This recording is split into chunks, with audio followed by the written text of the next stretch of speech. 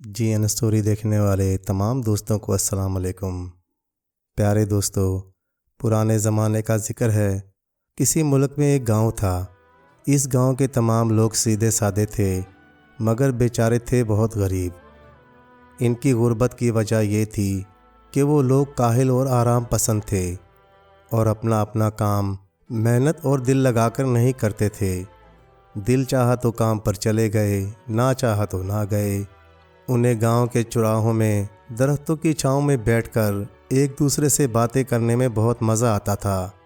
کام سے زیادہ ان کا دل میلوں ٹھیلوں میں لگتا تھا۔ گاؤں کے لوگ ان کی ان عادتوں کی وجہ سے انہیں محنت مزدوری کے زیادہ پیسے بھی نہیں دیتے تھے۔ اسی گاؤں میں رحمت نامی ایک بہت ہی امیر آدمی بھی رہتا تھا۔ اس کی ایک بڑی سی حویلی تھی اور اس کے بہت سے نوکر چاکر بھی تھے۔ اس حویلی میں وہ اپنی بیوی اور ایک بیٹے کے ساتھ بڑے ٹھاٹھ سے رہتا تھا۔ وہ نہایت لالچی، مکار اور خود غرض انسان تھا۔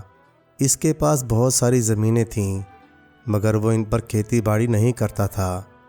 اب ذہن میں یہ خیال ہوتا ہے کہ جب وہ کھیتی باڑی بھی نہیں کرتا تھا تو اس کے پاس اتنی دولت کیسے آ گئی کہ وہ گاؤں کا سب سے امیر کبیر شخص بن گیا۔ اس کی وجہ یہ تھی، وہ گاؤں کے غریب ضرورت مند لوگوں کو سود پر قرضہ دیا کرتا تھا۔ فرض کرو اس نے کسی کو 500 روپے ادھار دیے۔ ان 500 روپیوں پر وہ ہر ماہ ان سے اتنا زیادہ سود لیتا تھا کہ اصل رقم جوں کی توں رہتی تھی، اور قرض دار بیچارے پوری عمر سود ہی چکاتے رہتے تھے۔ سود کو تو اللہ نے حرام قرار دیا ہے، مگر اس کے باوجود یہ کام وہ کرتا تھا، اور ایک مقررہ مدت کے بعد اسے سود کی شکل میں بہت سارے روپے مل جاتے تھے۔ جو لوگ اس کی سود کی رقم دینے میں ناکام رہتے، انہیں اس کے کارندے ہنٹروں سے پیٹا کرتے تھے۔ گاؤں کا کوئی شخص بھی اسے اچھا نہیں سمجھتا تھا، کیونکہ اس کے ظلم و ستم کی وجہ سے وہ لوگ بہت پریشان تھے۔ ایک روز کا ذکر ہے، تیز بارش کی وجہ سے ہر طرف جل تل ایک سا ہو گیا تھا۔ کئی دن سے جاری بارش تھوڑی دیر کے لیے رک گئی تھی۔ ایسے میں ایک چھوٹا سا بونا بھیگتا ہوا اپنے چھوٹے سے خوبصورت گھوڑے پر سوار اس گاؤں میں داخل ہوا۔ اس کے جسم پر سرخ قمیض، نیلا پاجامہ، پیلے رنگ کی لمبوتری ٹوپی اور پیروں میں نوکیلے رنگ برنگے لانگ شوز تھے۔ اس نے سوچا جب تک بارشوں کا موسم ختم نہیں ہو جاتا وہ کسی سرائے میں ٹھہر جائے گا۔ اسے اپنے گھر جانا تھا، جو بہت دور پرستان میں تھا، اور بارشوں میں سفر کرنا بہت مشکل کام تھا۔ وہ کسی سرائے کی تلاش میں ادھر ادھر پھر رہا تھا۔ اچانک ایک جگہ اس نے بہت سارے لوگوں کا جمگھٹا دیکھا۔ شاید وہ گاؤں کی چوپال تھی۔ بہت سارے لوگ ایک گھیرے کی شکل میں وہاں کھڑے تھے۔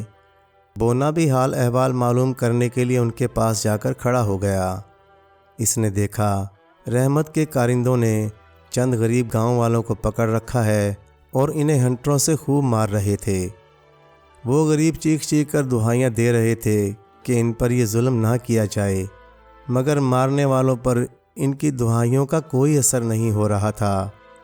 رحمت اپنے 5 سالہ بیٹے کے ساتھ وہاں موجود تھا اور یہ تماشا دیکھ رہا تھا۔ بونا یہ منظر دیکھ کر فوراً اپنے گھوڑے سے اترا اور بھیڑ کو چیرتا ہوا رحمت کے قریب پہنچ گیا۔ رحمت نے اسے دیکھا تو بولا، او بونے، تو یہاں کیا لینے آیا ہے؟ یہاں سے چلا جا، ورنہ لوگوں کے پاؤں تلے کچل کر مارا جائے گا۔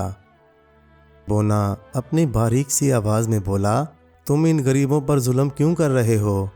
تو اپنی راہ لے، تجھے اس سے کیا؟ یہ لوگ میرے مقروض ہیں اور اصل رقم تو ایک طرف رہی، سود کے پیسے بھی نہیں دے رہے، اس لیے میرے ملازم انہیں سزا دے رہے ہیں۔ تو نے اگر میرے کام میں مداخلت کی تو اپنے آدمیوں سے کہہ کر تیری بھی پٹوائی لگوا دوں گا، اس رئیس آدمی نے بڑے تکبر سے کہا۔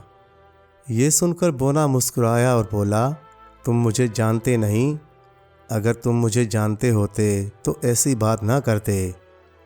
رحمت نے کہا، کیوں نہیں جانتا؟ تم بالش بھر کے ایک بونے ہو، میں چاہوں تو تمہیں یہیں کھڑے کھڑے کانوں سے پکڑ کر پھینکوں تو سیدھے دریا میں جا گرو گے۔ اس کی بات ختم ہوئی تو بونے نے اپنی کمر پر بندھی چھوٹی سی چھڑی نکالی اور اس سے رحمت کے 5 سالہ بیٹے کی طرف اشارہ کیا۔ وہ بچہ فضا میں بلند ہوا اور زمین سے کچھ اوپر جا کر ہوا میں کھڑا ہو گیا۔ اس اچانک آفت سے بچہ خوفزدہ ہو گیا اور مارے ڈر کے زور زور سے رونے لگا۔ رحمت نے یہ منظر دیکھا تو اس کے ہوش اڑ گئے۔ وہ زور سے چلایا، بدماش بونے، تو مجھے کوئی جادوگر معلوم دکھائی دیتا ہے؟ میرے بیٹے کو نیچے اتار دے ورنہ بہت برا حشر کروں گا۔ یہ کہہ کر اس نے اپنے کارندوں کو اشارہ کیا۔ اس کے کارندوں کے دل پر بونے کی دہشت سوار ہو گئی تھی۔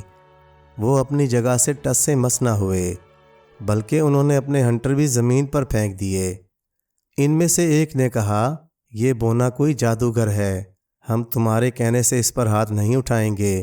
اس نے غصے میں آ کر ہمیں کتا بلی بنا دیا تو ہم کیا کریں گے؟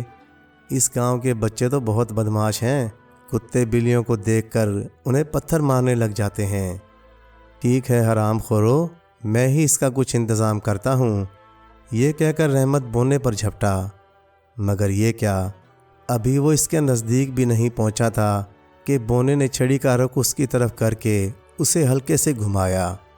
رحمت کسی غبارے کی مانند فضا میں بلند ہوا اور اپنے بیٹے کے نزدیک جا کر رک گیا۔ اس کا بیٹا اس سے چمٹ گیا اور پہلے سے بھی زیادہ چیخیں مار مار کر رونے لگا۔ آس پاس کھڑے لوگوں نے انہیں زمین سے اتنی بلندی پر دیکھا تو آنکھیں پھاڑ پھاڑ کر حیرت سے انہیں دیکھنے لگے۔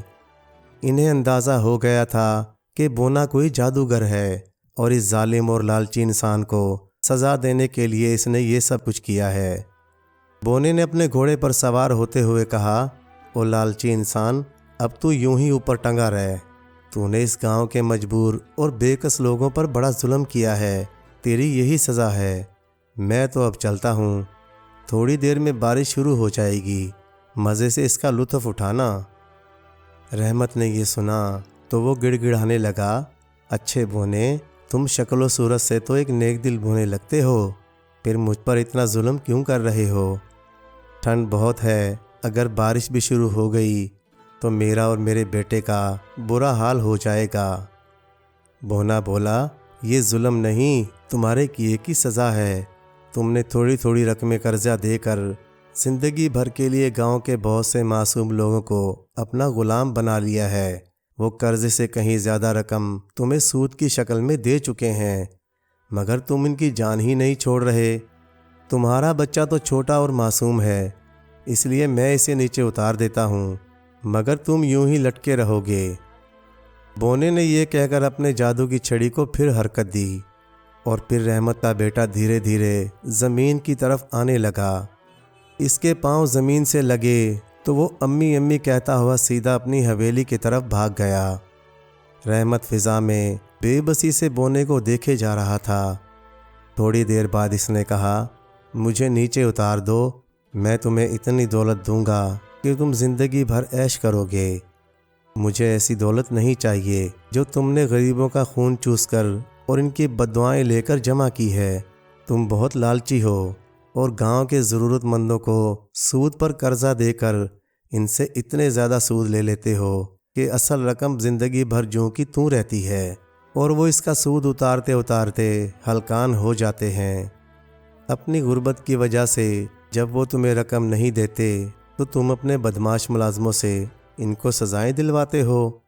یہ کہتے کہتے بونے نے زمین پر پڑے ہنٹروں کی طرف دیکھا اور چھڑی سے اشارہ کیا۔ سارے ہنٹر زمین پر سے اٹھے اور رحمت کے ان کارندوں پر برسنے لگے جو کچھ دیر پہلے غریب اور بے قصور لوگوں کو مار رہے تھے۔ ان کی دردناک چیخیں فضا میں بلند ہونے لگیں۔ قریب کھڑے لوگ حیرت بھری نظروں سے یہ سب کچھ دیکھ رہے تھے۔ وہ بہت خوش تھے اور بونے کو دعائیں دے رہے تھے۔ جب ہنٹروں سے مار کھا کھا کر وہ لوگ ادموئے ہو گئے تو ہنٹروں نے رحمت کی طرف رخ کر لیا اور اوپر جا کر اس کی خوب پٹائی شروع کر دی۔ رحمت نے تو زندگی میں کبھی مار نہیں کھائی تھی، اب جو اس کی اتنی پٹائی ہوئی تو وہ چیخ چیخ کر رونے لگا۔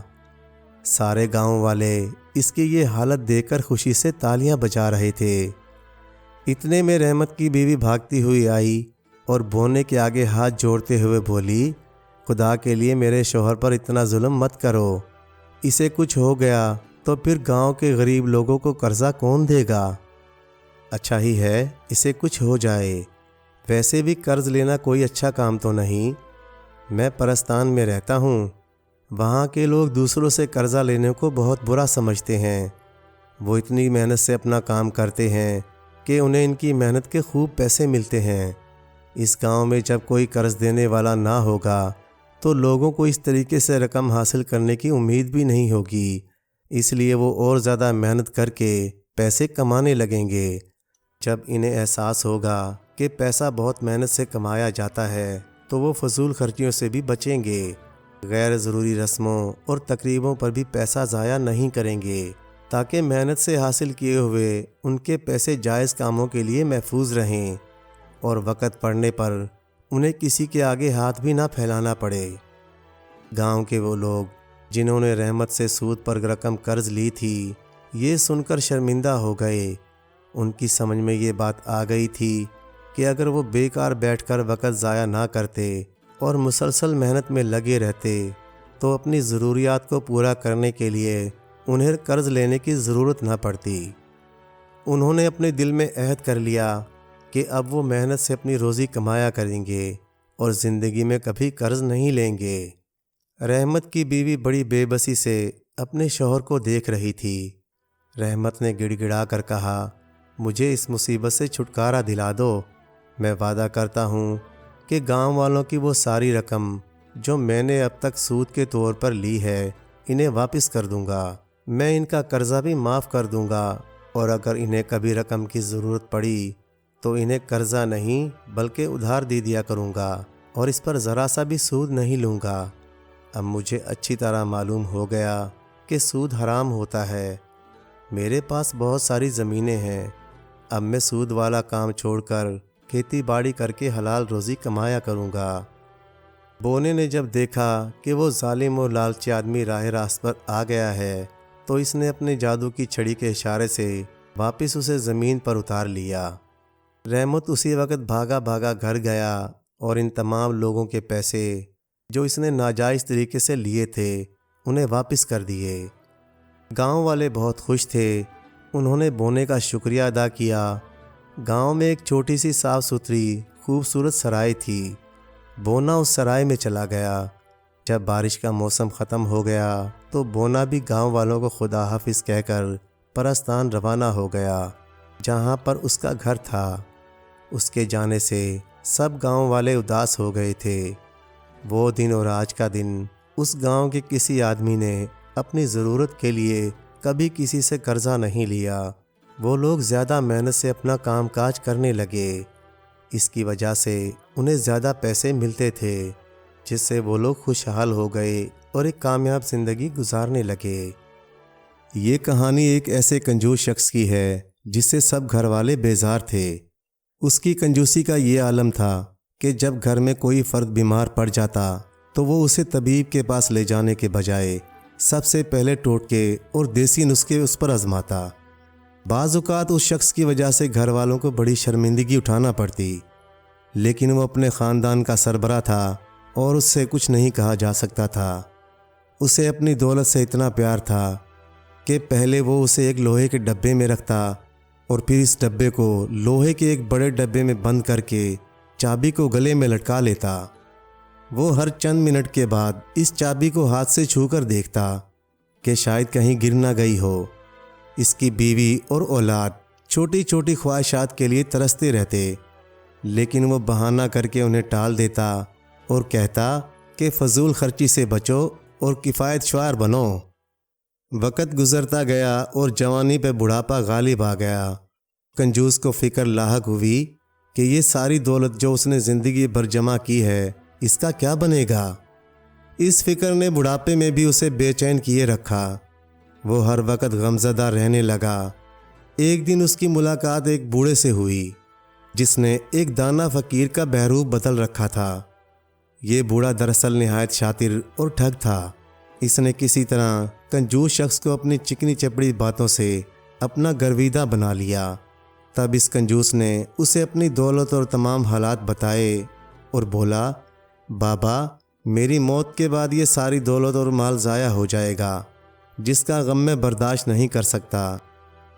اس جعلی فقیر نے کہا، بیٹا تمہاری دولت ہماری دعا سے دنیا میں بھی تمہارے کام آئے گی اور آخرت میں بھی۔ تم ہمارا یہ تعویذ اپنے سرمایے والے ڈبے میں رکھ لو اور مرنے پر اپنے اہل و عیال سے وصیت کر کے مرنا کہ تمہارے سرمایے والے ڈبے کو تمہارے ساتھ ہی دفن کر دیا جائے۔ ہمارے دیے ہوئے تعویذ کی بدولت تمہاری دولت اگلی دنیا میں تمہارے ساتھ ہی جائے گی، جسے تم وہاں اچھے مقصد کے لیے استعمال کر سکو گے۔ اس جعلی فقیر کی بات پر شاید کوئی احمق بھی یقین نہ کرتا، مگر جب عقل پر پٹی بندھی ہو اور ساری عمر دولت کی ہوس میں مبتلا رہ کر گزاری ہو تو ایسے انوکھے واقعات رونما ضرور ہوتے ہیں۔ لہٰذا اس کنجوس نے بابا جی کی بات پر عمل کرنے کا فیصلہ کر لیا۔ وہ گھر لوٹا اور اپنی بیوی کے سامنے وصیت کی کہ میرے مرنے کے بعد تم بچوں کو لے کر اپنے باپ کے گھر چلی جانا اور میری دولت والا ڈبہ میرے ساتھ دفنا دینا، تاکہ میں بابا جی کی تعویذ کی مدد سے اگلی دنیا میں تم لوگوں کے لیے اچھا بندوبست کر سکوں۔ اس نے بیوی سے قسم اٹھوائی کہ وہ اس کی وصیت پر حرف بہ حرف عمل کرے گی۔ بیوی سے زیادہ کون اس کنجوس شخص سے واقف تھا۔ اس عورت نے ساری زندگی اپنے شوہر کو مال و دولت کی ہوس میں مبتلا پایا تھا اور اس کی کنجوسی کی عادت کی وجہ سے اپنی جائز خواہشات بھی پوری نہیں کر سکی تھی۔ وہ سمجھ گئی کہ یہ آدمی کسی کے کہنے میں آ کر اپنی موت کے بعد بھی اولاد کو ان کے حق سے محروم رکھنا چاہتا ہے۔ چنانچہ اس نے وقتی طور پر خاموشی اختیار کی اور شوہر کے کہنے پر قسم کھائی کہ وہ اس کی وصیت پر عمل کرے گی۔ چند دن گزرے تھے کہ قضا آئی اور اس دولت کے پجاری کی روح جسم سے نکال کر لے گئی۔ کنجوس کی موت کی خبر اس جعلی فقیر تک بھی پہنچ گئی، جس نے گھر پہنچ کر اس کی بیوی سے کنجوس کی وصیت پوری کرنے کو کہا۔ بیوی فوراً اندر گئی اور اپنے کنجوس شوہر کا وہ ڈبہ اٹھا لائی جس میں اس نے اپنی دولت رکھی ہوئی تھی، اور اسے کنجوس کے جنازے پر رکھ کر وصیت سنائی اور کہا کہ اس ڈبے کو کنجوس کے ساتھ ہی دفن کر دیا جائے۔ لہٰذا کنجوس کو دفن کر دیا گیا۔ تدفین کے بعد تمام لوگ جب اپنے گھر واپس آ گئے تو ایک سمجھدار رشتہ دار نے کنجوس کی بیوی کو کہا کہ ایسی بے وقوفانہ وصیت پر عمل کرنے کی کیا ضرورت تھی۔ وہ عورت بولی، میں نے مجبوراً ساری زندگی اس شخص کے ساتھ بسر کی۔ میں اس شخص کی رگ رگ سے واقف ہوں، اور جس وقت اس نے اپنی دولت کو ساتھ دفن کرنے کی خواہش ظاہر کی تو میں نے اندازہ لگا لیا تھا کہ اگر میں نے اسے سمجھانے کی کوشش کی تو یہ مجھے اپنے راستے سے ہٹا دے گا، لہٰذا میں نے اس کی حامی بھر لی۔ میں نے اس کے ڈبے سے ساری دولت نکال لی تھی، اور جب وہ جعلی بابا آیا تو میں سمجھ گئی کہ یہ سارا کھیل اسی کا رچایا ہوا ہے۔ میں نے میت کے ساتھ خالی ڈبہ دفن کروا دیا ہے۔ آپ قبرستان جا کر دیکھیں، مجھے یقین ہے وہ جعلی بابا دولت حاصل کرنے کے لیے ضرور قبر کھودنے آئے گا۔ لہٰذا وہ چند رشتہ دار اور گاؤں والوں کو لے کر قبرستان پہنچا تو وہاں واقعی جعلی بابا قبر کھودنے میں مصروف تھا، جسے انہوں نے پکڑ لیا اور تحصیلدار کے حوالے کر دیا تاکہ وہ اس ڈھونگی کو سزا دلوا سکیں۔ پیارے دوستو، اس کہانی سے ہمیں یہ سبق ملتا ہے، بعض اوقات کسی کی احمقانہ اور انتہائی فضول بات کو نہ صرف تحمل سے سننا بلکہ دکھاوے کی غرض سے اس پر عمل بھی کرنا پڑتا ہے۔ کسی بات پر فوری رد عمل اور غصے کا اظہار کرنے کے بجائے ذہانت اور عقل سے کام لے کر ہم بہت سے نقصانات سے محفوظ رہ سکتے ہیں۔ پیارے دوستو، کہانی اچھی لگے تو لائک کریں، چینل کو سبسکرائب کر دیں، اور مزید اسی طرح کی قصے کہانیاں دیکھنے کے لیے دیکھتے رہیں جی این اسٹوری ٹی وی۔ جزاک اللہ۔